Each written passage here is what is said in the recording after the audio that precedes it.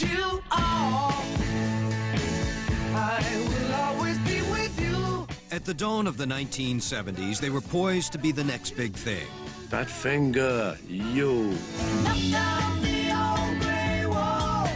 Badfinger were handpicked for stardom by the Fab Four themselves. They had everything going that would make them a monster group. Paul McCartney penned their first big hit. If you want it, here it is. Harmony, come and get it. Sonny, if you want it, here it is. They raised hopes with 4 quick top 10 hits, but Badfinger wasn't bound for glory. Just seeing the band had a black cloud over them. Their songs made millions, but bad management kept them starving artists. They were shoveling it in at one end and getting dealt out their share with the tweezers at the other end. You're getting you know that, don't you?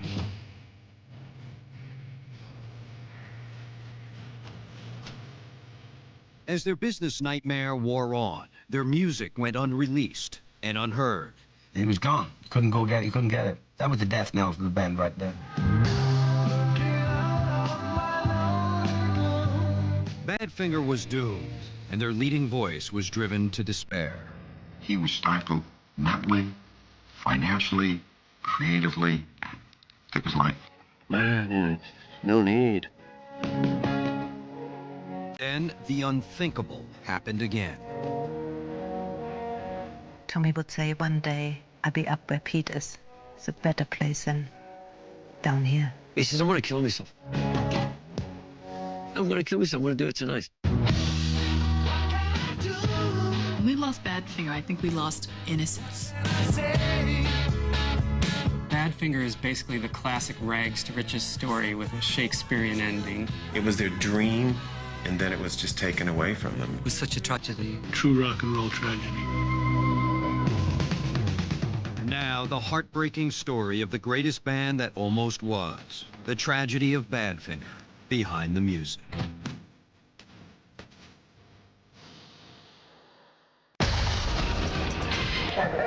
Come on, buddy. Thank you. Step on back.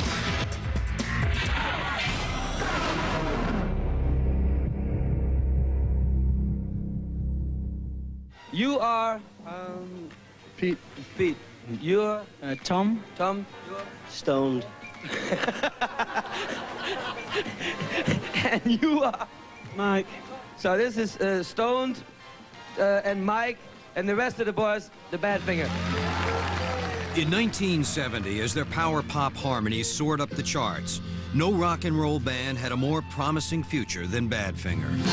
I remember only you I do sleep. But 5 short years after their first hit, Badfinger's bright hopes were crushed by bad management, betrayal, silence, and suicide.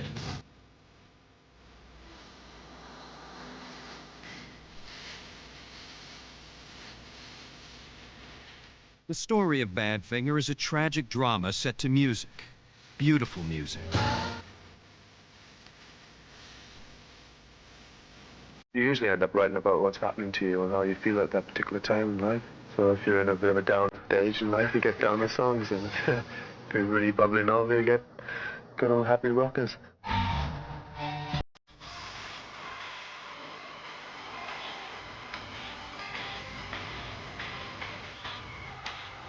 As rock music made its transition from the 1960s to the 70s, a new British quartet were being hailed as the next Beatles. As the first group signed to the Beatles' own label, Badfinger were the heirs apparent in rock's royal court. I loved the Beatles. I thought they were great. I didn't think there was anybody better. And they were so great, and then to be around them. It was Alice in Wonderland for us. Come on. But Pete Ham, Tom Evans, Mike Gibbons, and Joey Molland were not fated for superstardom.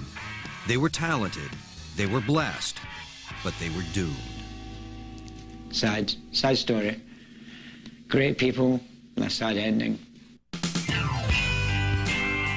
Badfinger's sad story began in the early 1960s with a young band from Wales called the Ivies. Badfinger originated as the Ivies. They lived in a small town called Swansea. It was a port city. and many of the bands played there. It was a bit like a little Liverpool. We covered like black American music, like Motown Stax and all that good stuff, you know. And we were pretty good at it too. All we wanted to do is to become accepted on the Swansea circuit, if you like, and, you know, get as much work in as we could and just enjoy playing.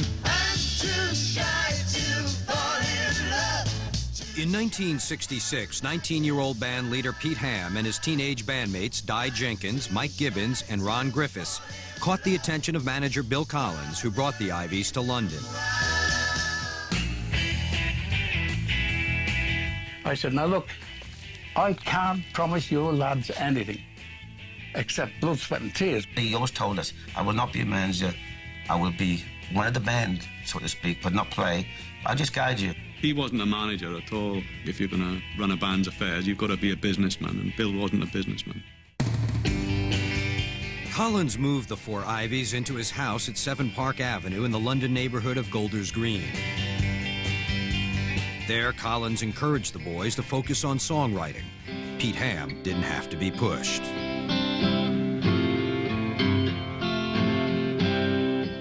Peter, whatever the mood he was in, happy or sad, he'd go and write a song about it. Often, the cramped, makeshift recording studio in Collins' house was the only place Pete could find any privacy. That household was definitely chaotic. Everybody lived there. All the roadies and their girlfriends.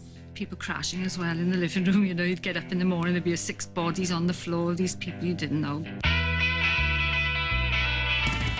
By '67, after a chaotic year of gigging in clubs, it was clear that Di Jenkins didn't share the rest of the band's work ethic. Di was more interested in the dames, and he was politely asked if he'd step down. The band needed a new guitarist. They found one in 20-year-old Tom Evans. A Liverpool native, Tom brought a new energy to the group. Tommy was schizophrenic. He was the wildest, funniest guy in the world sometimes, and other times he was the most depressed, upset guy in the world. Tom gave free rein to emotions Pete would only reveal in song. As collaborators, they complemented each other perfectly. Tom Evans could sing the high harmony. He could be brooding and moody with his vocals. He wrote in many styles, as Pete did. As soon as Pete realized how much Tom was prepared to work, it was mutual respect, mutual admiration. Then in the summer of '68, the boys who would be Badfinger made the connection that would change their fortunes. Manager Bill Collins convinced the Beatles' longtime roadie and close friend Mal Evans to see the Ivies play. The man many called the fifth Beatle was impressed by what he heard. Mal brought Badfinger to Apple, and he said, great band, you know, and he'd kind of discovered them. And I listened to him as a great band. And that was it. The Ivies were in. They were the first band signed to Apple Records.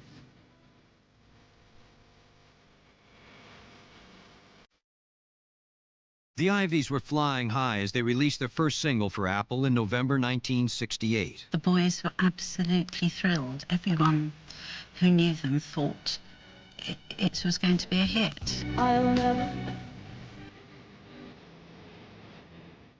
It wasn't. By the spring of '69, Maybe Tomorrow had barely dented the top 100. Because it was Apple, I think they expected everything to slam in at #1. Apple gave the Ivies a makeover. They were given a new name inspired by a John Lennon song called Badfinger Boogie. The newly christened Badfinger also got a new song to record. McCartney came to us and he offered us to come and get it, you know. Well, imagine what it must have been like for 4 kids barely in their 20s, and then suddenly one day Paul McCartney walks in and says, I'm going to produce your first single. It was like Christmas. We couldn't sleep that night because we knew he was coming the following morning. And I kind of knew how it worked. Like piano, dum dum dum dum, the bass, dum dum dum. If you want it, here it is. Harmony, come and get it. They were kind of young band. They said, well, no, we're going to do it a little bit different. We're going to get our own thing, you know, Welsh boys. I said, no, this is going to be exactly like this because this is the hit. And so, you know, we did get a big #1 hit, which introduced them, you know, to the world. Sonny, if you want it, here it is, come and get it. Released in December of '69, Come and Get It was a smash on both sides of the Atlantic. You better hurry, 'cause it's going bad. 3 years earlier, they were mere commoners playing club gigs in Swansea. Now, the Beatles themselves had laid the world at their feet.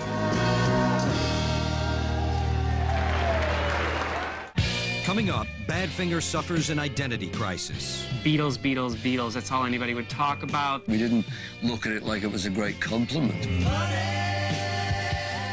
And later, success beyond their dreams leads to a management nightmare. They had a lot of management troubles. We hear about that. Pete was a very trusting guy, and that was probably part of his downfall. When Behind the Music continues. If you want it anytime, I can give it, but you better hurry. As the 1960s came to a close, the 4 members of Badfinger scored their first big hit with a song written, produced, and released with a little help from their friends, the Beatles. Will you walk away from a fool and his money? 22-year-old Pete Ham and Tom Evans and 21-year-old Ron Griffiths and Mike Gibbons look forward to the decade ahead, blessed with creative carte blanche from the most artist-friendly label in the music business, Apple Records. They could just be as creative as they wanted. They could try unusual ideas. They could go into the closet and grab a steel guitar that George Harrison used. I would be recording their voices, and I'd look over and I had to make sure, honestly, that John Lennon or McCartney didn't slip in and join in the backing vocals. The voices were remarkably like the Beatles.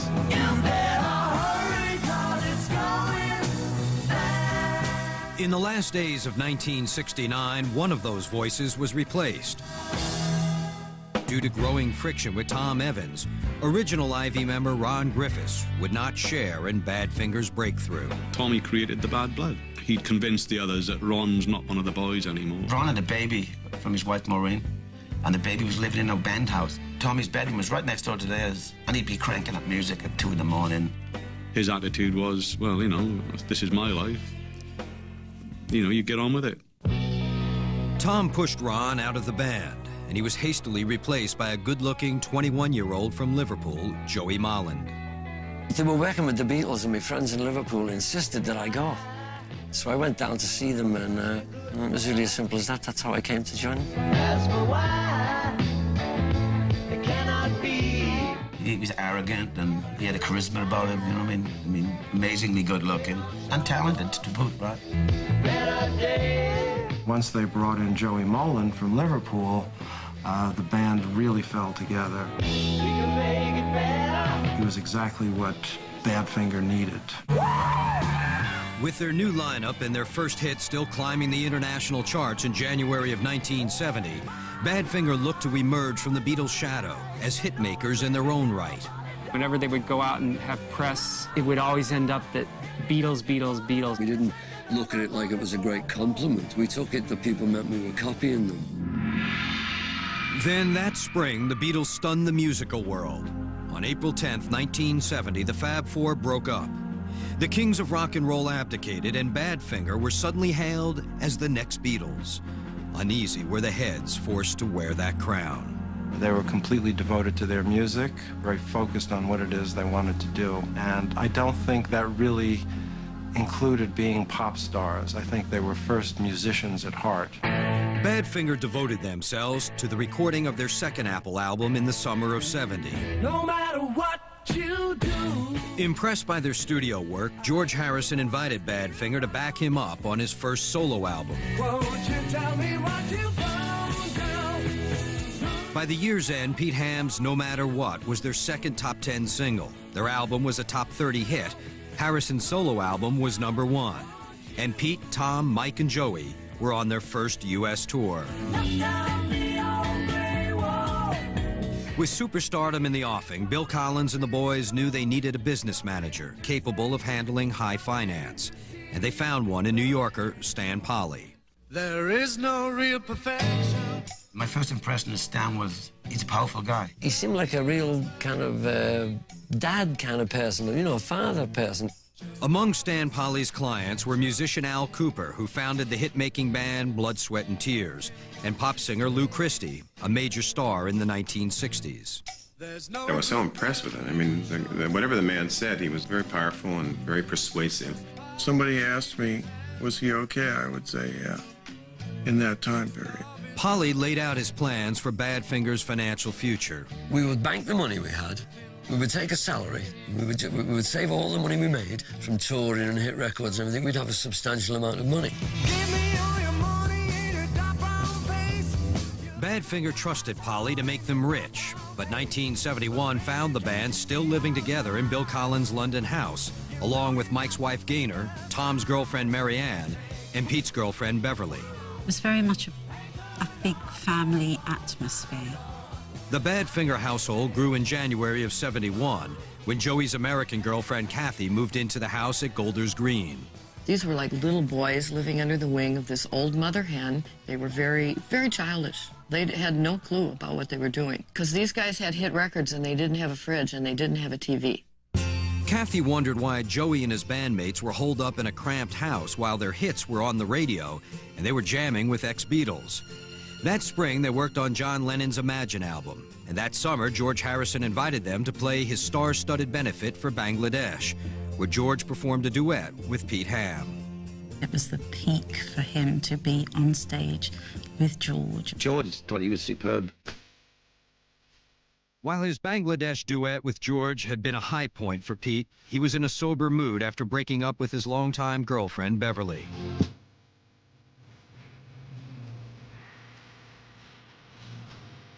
As usual, Pete channeled his emotions into song.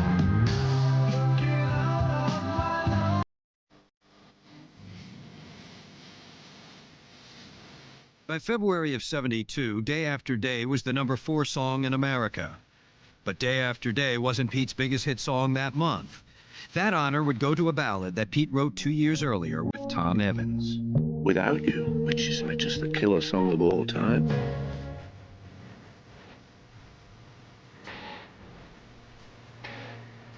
Without You is a culmination of a friendship. Pete Ham, his verse, gentle, kind, warm.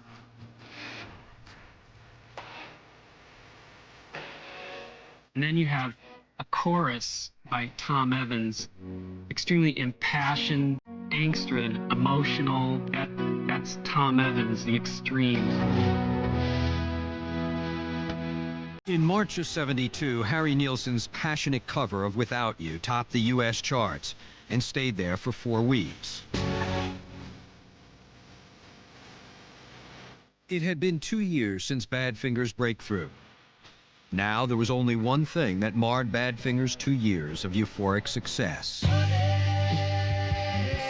We did not fancy cars. We still living in the same friggin' house, for Christ's sakes, you know? And Stan was like the man. He was like taking care of business.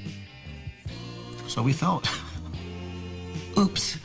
Despite the band's tight cash flow, Pete Ham, for one, did not want to rock the boat. It's not as if people are trying to screw us or anything or do anything like that. I mean, all the people we're associated with seem really sincere and are really sincere people. And even when it became obvious that Mr. Polly was concerned only with Mr. Polly, Pete just didn't want to believe it. Pete was a very trusting guy, and I think that was probably part of his downfall. In late 1972, Badfinger's downfall was about to begin. On the long and winding road ahead, darkness was looming. Coming up, an album with a bullet shot down by lawsuits. And they just whacked it right off the shelves. So that was the death knell from the band right there. And later, Pete Ham's final, fatal farewell. Stan Polly is a soulless bastard, and then I will take him with me. When Behind the Music continues. Guess I got what I deserve. They had a lot of management troubles. We hear about that always in the background, you know, of sort of sad stories. There's often something that they're really dissatisfied with, and I understand there was a lot of that. I'd regret. In the spring of 1972, Pete Ham's song Baby Blue cracked the U.S. top 20. Badfinger's second big hit of the year. But Badfinger's musical momentum would be lost for the rest of the year as their business manager, Stan Polly, sought to leave Apple Records for greener pastures. Apple did really well with Badfinger, but Polly couldn't get control of everything. If he was able to take him to another company, he could set up what he wanted. And that's exactly what he did. Stan Polly refused requests from behind the music to tell his side of the story. But by the fall of '72, Apple Records was having problems of its own. Oh, I'm sorry, but it's time to move away. Plagued by bad business decisions and discord among the 4X Beatles, Apple's utopian operation was in chaos. Well, Apple was a beautiful experiment that failed. Love the apple of my eye. We wanted to stay with Apple. It was Pete wrote the song "Apple of My Eye." It was so, we were all kind of brought down about it. It was a bit of a drag, bit of a bummer. I mean, don't forget, they took us from nowhere and put us somewhere. Despite their misgivings, Badfinger left Apple in September of '72. After 4 years in the Beatles' royal court, Pete Ham, Tom Evans, Joey Molland, and Mike Gibbons found favor at Warner Brothers. We felt that Badfinger, with the right kind of production, right kind of career development, was worth the risk. But before Badfinger signed with Warner's, Polly pressed the band to sign a new management contract. Polly's business partner, Stan Poses, didn't trust the new deal. I called up Peter, and I called up Tommy. I said, my decision is I'm not going to be involved with this situation. Go to your meetings next week and just refuse to sign any management papers. Poses had his reasons to break with Polly. In July of '71, a witness in a federal bribery investigation testified before a U.S. Senate subcommittee that Polly was well connected with organized crime. Despite Poses' warning, Badfinger signed the new agreement with Polly and a recording contract with Warner Brothers in the fall of '72. It would not be a happy marriage. This cloud moved in very quickly and hung over the band during almost the entire time I dealt with them at Warner Brothers. Badfinger's final Apple album and first Warner Brothers album were released simultaneously. It was just a mess for Badfinger by this point. It's a stupid thing to do. You don't put 2 records out at the same time and, fight yourself. You're fighting everybody else. Madness all around us makes for dying. By the spring of '74, Badfinger had suffered a staggering reversal of fortune. Bad management had not only killed their last 2 albums, the salaries the band members were drawing barely kept them in guitar strings. These people in those days made huge money. They were shoveling it in at one end and getting dealt out their share with the tweezers at the other end. The management team let them down, especially Stan Polly. According to members of the band, Polly was not delivering on his financial promises. They weren't getting their money. They felt that they were trapped. They had sold their birthright, their talent to write songs and perform. The band couldn't rely on manager Bill Collins for help. Nobody realized how fragile they really were. They looked for Bill for protection. Bill let them down. Half of them wanted to dump Bill, the other half said no. Pete was so adamant. He was loyal, and it was misguided loyalty. Pete Ham's stubborn faith in Polly and Collins put him at odds with Joey Molland and his wife, Kathy. I took a jar of peanuts and I threw it at Pete's head. I was so mad at him.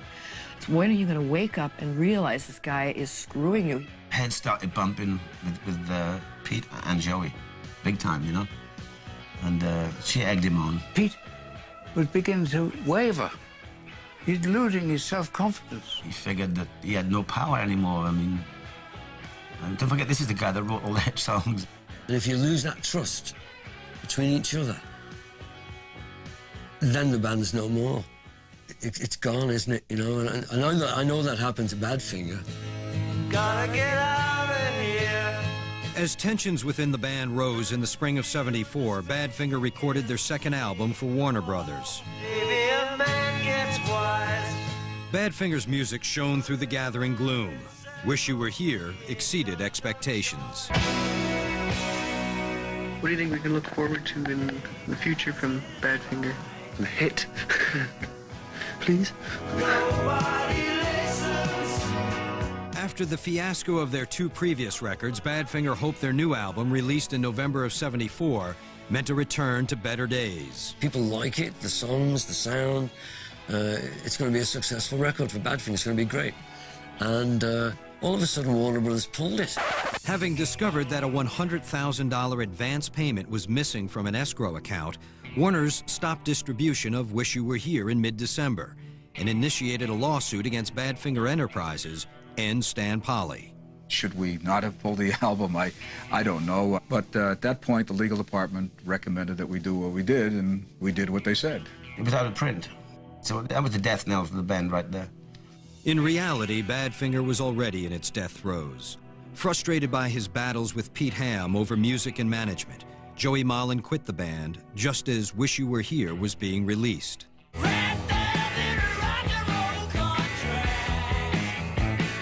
Less than a month later, Polly pushed a bewildered Badfinger, including new member Bob Jackson, into the studio to make a new album. And you'll have about 2 weeks to do it in. Well, we were all horrified. Stan Polly, he wants another album immediately so he can get his $350,000 advance from Warner Brothers. Due to the lawsuit over the missing escrow funds, Warner Brothers rejected the new record, the fourth Badfinger album in a row that would fail to reach its audience. Just seeing the band had a black cloud over them from the moment we got involved with them, anyhow. The black cloud hung darkest over Pete Ham. By the spring of '75, Pete was living with Ann Ferguson and her young son, Blair. The couple were expecting a baby. Money was tight, and the band was in limbo. Pete at that point still trusted Stan Polly. Pete tended to think that everyone in life was the way that he was. He had this trust and everything. At this point in time, his girlfriend, Ann, is pregnant. He's just got a house with a mortgage payment. And we got no gigs. We got no tours, nothing. We were like dead in the water. He tried to call America to Stan Polly. He never could get him on the phone. He would never speak to him, never. Pete's desperation began to manifest itself. I saw Pete in the house, putting a cigarette out on his wrist. And he had a scar, a burn mark. I talked to him later on. I said, "What's on your mind?" And he said, "Well, this situation, man, I don't think it's very good."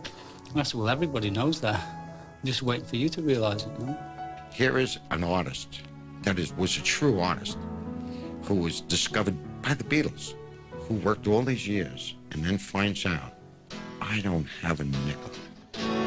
Take me close to the Father. Pete poured his anguish into his songs. Take me home. Take me back to the Father, take me home, because I can't stand all this. I mean, that was an indication, I suppose, that maybe, who knows, that you should have picked up on. On the night of April 23rd, 1975, Pete and Ann were thinking up names for their baby, due in less than a month. He had got this phone call from America, basically saying that his money, everything had gone, everything. And he came off the phone that night. I tried to speak to him, and he said, "No, I'm going to see Tommy." It's like 10 o'clock. He said, "Let's go out for a drink, I've decided." They'd had a few drinks at the pub, and the conversation had turned to what to do about going forward. And Pete had said, "Don't worry, I know a way out. I know a way out." So I dropped him off about 3 in the morning. And the last thing he said to me is, "I'll see you again." That morning, April 24th, Ann woke up alone. She went down to the garage to see if Pete had worked late in his studio. And I knocked, and then I pulled the door, and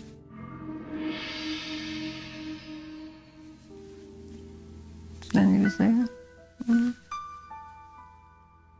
Hanging from a beam in the garage was the body of Pete Ham.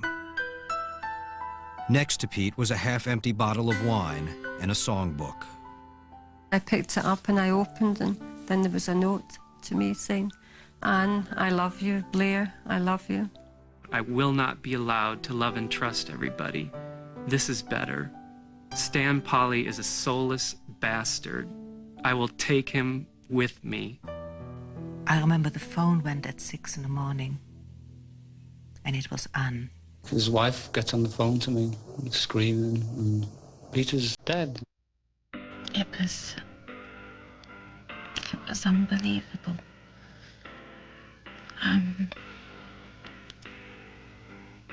Sorry.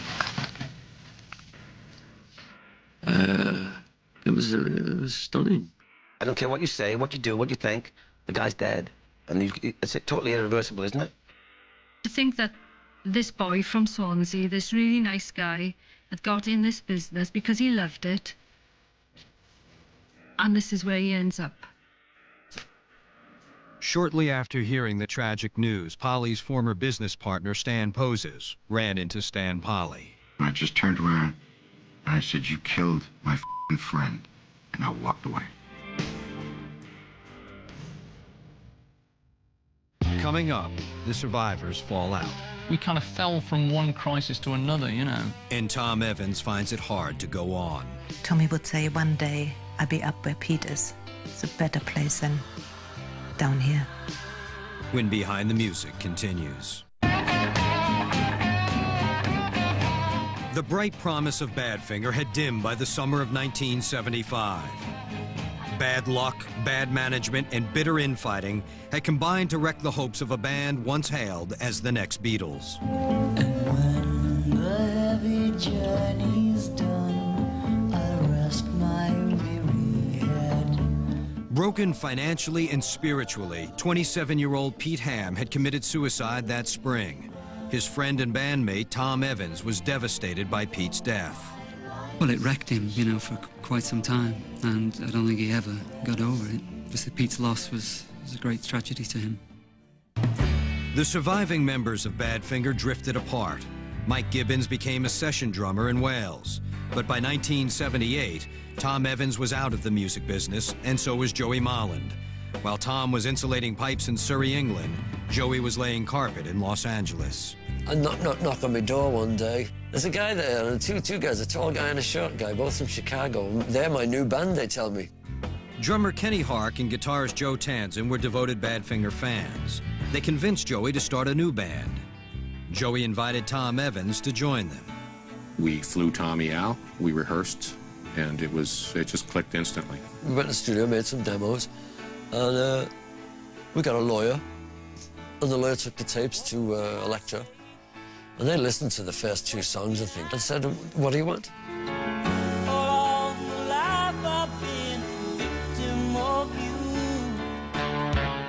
Elektra gave the band a big advance, but demanded they call themselves Badfinger. It was an ill omen, as the new Badfinger made their first album. The old jinx followed them into the studio. From the beginning, it was a troubled project.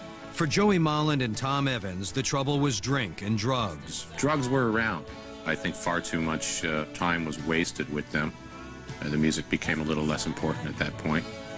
Substance abuse and musical disagreement undermined the effort, and when Airwaves came out in the spring of '79, it flopped. Seeing Tommy being Badfinger without Pete was kind of hard. I think Tommy was a lost soul.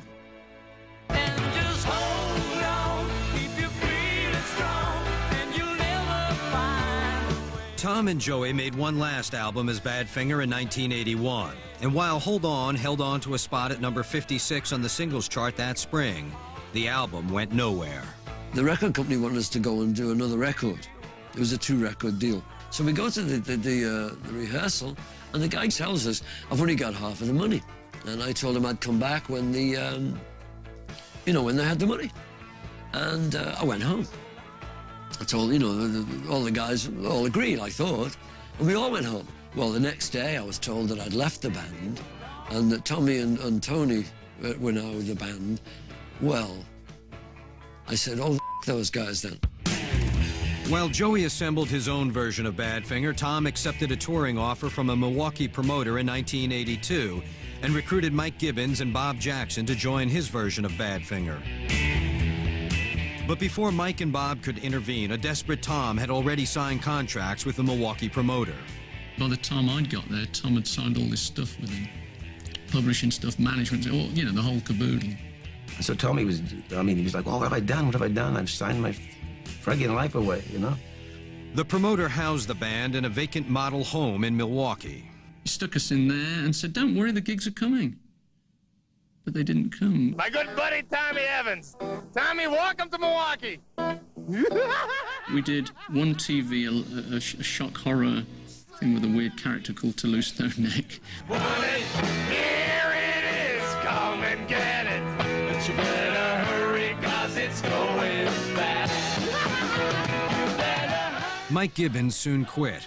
Then a sad situation got worse as Joey Molland moved to end the problem of two different dueling Badfingers. I called the Musicians Union and I told them, my name's Joey Molland and I've got my band Badfinger and we're going on tour. And there's another guy, and they're going to have a band Badfinger and I don't want them to be able to sign any papers. He said, okay, we won't let them do any union gigs. Joey right now is off. He's phoning the agent and phoning the different gigs and saying this is not real Badfinger. By early 1983, Joey succeeded in stopping Tom from calling his band Badfinger. Tom returned to London, his wife Marianne and their 6-year-old son. Tom was dealt another blow as Joey Molland, Mike Gibbons, and former manager Bill Collins began pressing him for a share of the song royalties Tom had been receiving for Without You. According to Tom's former bandmates, the members of Badfinger had an unwritten agreement to split the royalties for all the songs they recorded together. Tom focused his anger and frustration on Joey. He broke the band up. Oh, he's done a lot of things. But now it's over. It's dead. The happiness is bitter now. At the same time, Tom was also being sued for $5 million by the Milwaukee promoter. In the night, he get up at 3 o'clock, 4 o'clock, and he said, what I'm gonna do, and like, I'm gonna lose everything. I can't even afford to pay the lawyer. Frightened and deeply depressed, Tom Evans retreated into a fog of drink and drugs. On the night of November 17th, 1983, he made a frantic call to Joey Molland. And he says, what I'm gonna do about the money, Joe? I said, I don't know, Tom. We've got to sort it out, Joe. We've got to sort it out. But he started to get really angry with me. Anyway, he says, I'm going to kill myself. I said, what? I'm going to kill myself. I'm going to do it tonight. Tommy was very angry and upset and fed up, and Tommy only said, I'll be dead before I get any money. Marianne calmed Tommy down, and later that night, he called his brother David. He said, yeah, no, Marianne's here with me now. We're having a really good time. And it was great to hear him sounding so upbeat like that. It's like he changed his mood from the phone call. He was really, really angry, and suddenly he got into a happy mood again. Which was strange, the mood swing. The next morning, Tom and Marianne's 6-year-old son woke up early. Stephen came in the bedroom and he said, where's Daddy? And then he went outside and he saw his father and he said, there's a man hanging there, he looks like my dad. Stephen's father was hanging from a willow tree in the backyard, a suicide at the age of 36. I can't remember what happened after that. I think they gave me an injection to sedate me. For those close to Tom, the news of his death was sadly familiar.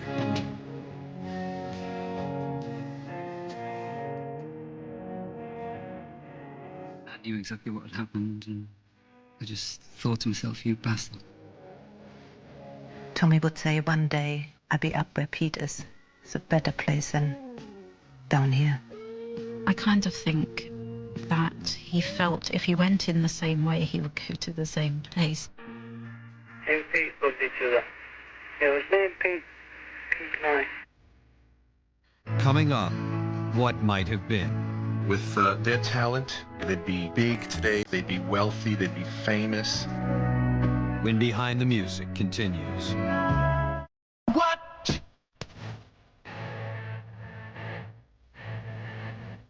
The way I always saw Badfinger was they were a classic English pop band. Joyous, exuberant lyrics, typewrite harmonies, immaculately produced arrangements, all jammed into 2 minutes. Many years have passed since the tragic suicides of Pete Ham and Tom Evans, but Badfinger is still being discovered by a new generation of fans.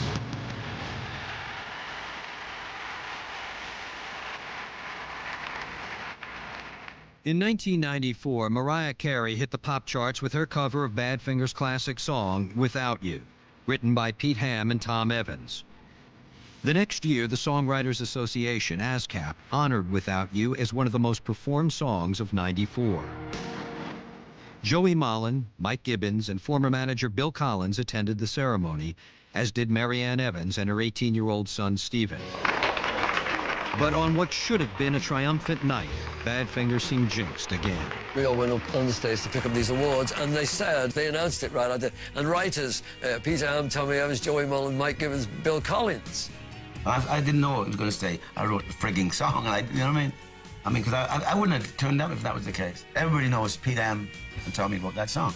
I was disappointed that 5 guys go on stage and 2 guys wrote the song. Well, ever since then, you know, it's been the story that Joey Mollen said he wrote Without You, which is bullshit. When we got the award, I felt great about it. And it wasn't for me. It was because the song had won the award, and I thought that was a great achievement. I thought it was great. The controversy at the ASCAP Awards was another example of Badfinger's emotional legacy of sadness and song.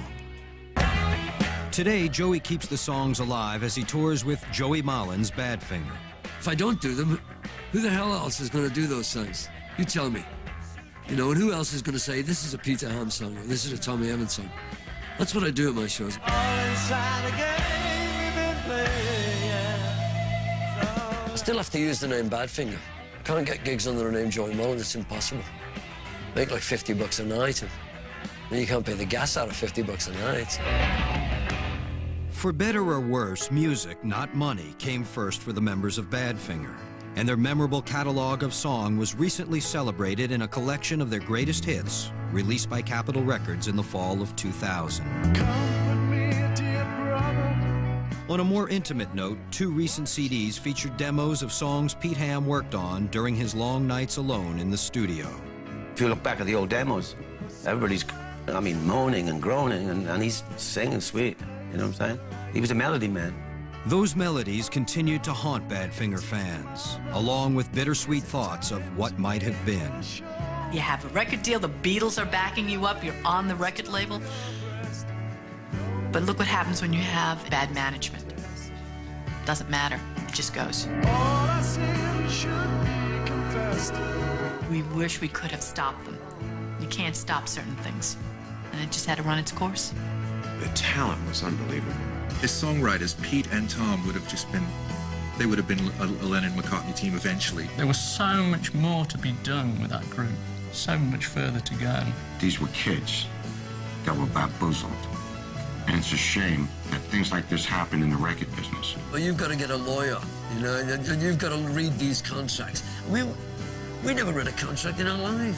Perhaps the real tragedy of Badfinger is not that they never became the next Beatles, but that they barely had a chance to be Badfinger. When we lost Badfinger, I think we lost innocence. You know, they weren't expecting millions. They just wanted to go out and play their songs. And for the public to hear them. They enjoyed that a lot. Show me. New on VH1, the premieres of Fairway to Heaven, The King of Video Michael Jackson, and Brian Setzer Behind the Music. All new, all next week, only on VH1. Baby, you and I, baby, you and I.